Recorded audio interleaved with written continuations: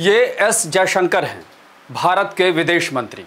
लेकिन इन दिनों पूरी दुनिया के लिए इनका नाम ही काफ़ी है, क्योंकि किसी देश में जाकर खुले मंच से उसी देश के कारनामों का उसके सामने ही पर्दाफाश करना या उसका सच बता देना कोई इनसे सीखे। बिल्कुल निडर, निष्पक्ष और नपातुला बोलना इनका पैशन है और इस मामले में वो किसी को भी नहीं बख्शते हैं। यानी कहें तो अगर कोई दुश्मन हो तो उसके घर में घुसकर उसे चेतावनी देने के अंदाज में ये बता देना कि अपनी हद में रहो, नहीं तो अंजाम अच्छा नहीं होगा।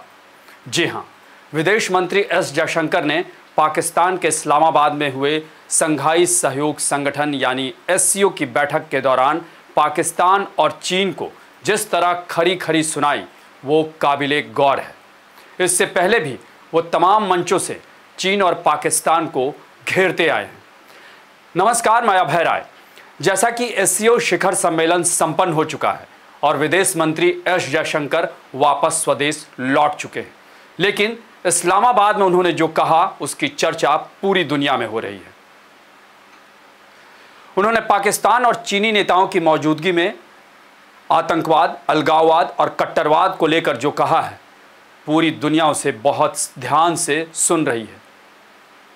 दरअसल जयशंकर ने पाकिस्तान का नाम लिए बिना उसे आतंकवाद के मुद्दे पर घेरते हुए कहा कि बेहतर रिश्ते के लिए भरोसा जरूरी है और अगर भरोसा ही नहीं तो कुछ भी नहीं है। जयशंकर के मुताबिक अगर सीमा पार से आतंकवाद, चरमपंथ और अलगाववाद जैसी गतिविधियां होती हैं तो इनसे व्यापार, ऊर्जा प्रवाह, संपर्क और लोगों के बीच संपर्क बढ़ना मुश्किल होता है, उसकी संभावना ही नहीं है।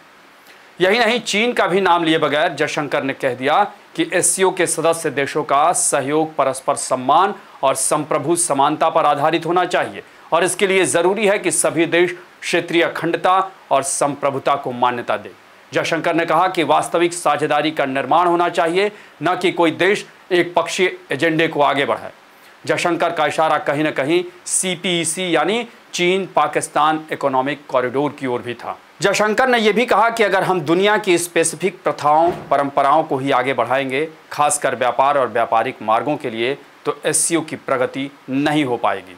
इस दौरान जयशंकर ने यह भी कहा कि एससीओ का प्राथमिक लक्ष्य आतंकवाद, अलगाववाद और अतिवाद का मुकाबला करना होगा और इसके लिए ईमानदार बातचीत, विश्वास, अच्छे पड़ोसी और एससीओ चार्टर के प्रति प्रतिबद्धता जरूरी है। एससीओ के मंच से जयशंकर ने एक बार फिर से संयुक्त राष्ट्र सुरक्षा परिषद में सुधार की अपनी मांग को भी दोहराया। उन्होंने कहा कि सुरक्षा परिषद को पुनर्गठित करने का समय आ गया है, जिससे ज़्यादा से ज़्यादा देशों का प्रतिनिधित्व इसमें हो सके, अधिक समावेशी, पारदर्शी, प्रभावी और लोकतांत्रिक, और इसे उत्तरदायी बनाया जा सके। जयशंकर ने यह भी कहा कि बहुराष्ट्रीय संगठनों में सुधार की सख्त ज़रूरत है और एससीओ को इतने महत्वपूर्ण मुद्दे पर चुप बैठने के बजाय इस तरह के बदलाव की वकालत करने में अग्रणी भूमिका भी निभानी चाहिए। आपको बता दें कि इस्लामाबाद के जिन्ना कन्वेंशन सेंटर में उनका स्वागत प्रधानमंत्री शहबाज शरीफ, जो पाकिस्तान के प्रधानमंत्री हैं, और डिप्टी सीएम इशाक डार ने किया।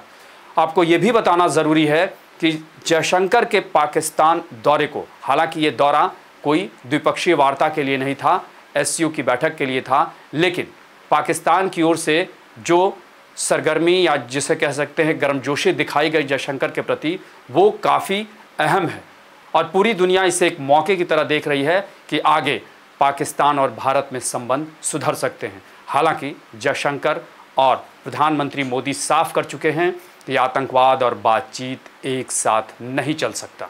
यानी अब गेंद पाकिस्तान के पाले में है और उसे तय करना है कि वो भारत के साथ संबंध अच्छे रखना चाहता है या नहीं। आपको हमारी ये रिपोर्ट कैसी लगी उसे कमेंट बॉक्स में ज़रूर बताएं और अन्य खबरों से अपडेट रहने के लिए बने रहें हमारे साथ, क्योंकि हम हैं बुलंद भारत टीवी, ताकत आपकी।